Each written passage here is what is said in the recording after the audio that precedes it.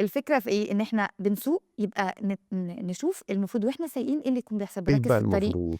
أول حاجة الحاجات الطبيعية، هي هي بتركب طبيعية العربية، اللي بجد كل لمّا كنت باعمل فيديوز في الأول حد بيقول لي: "ده ما ده بديهي إنها تبُص في المراية." يا عم ما أنت ما لكش دعوة، أنت شاطر بتبُص في وبرافو المراية، عليك. هو الستات أنت بتعرف من بعيد إنها بتسوق ليه؟ لإنها بتحلف.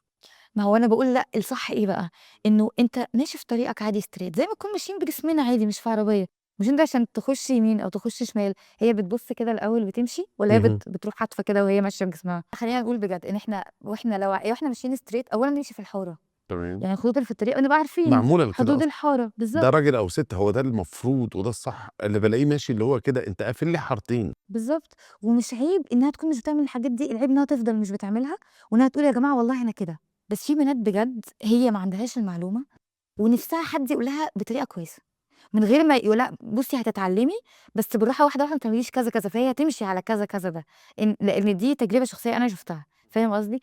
فالبسيط أوي إن أنا ماشية في حارتي، وإن البطيء يمين والسريع شمال، الحارة الشمال، ما ينفعش مثلًا أبقى ماشية بطيء في الحارة الشمال. مضبوط. والسريع بمعنى مش إن أنا أجري وآخد إمم. لأ، السريع بمعنى سرعة الطريق، شارع الطريق. السرعة القصوى.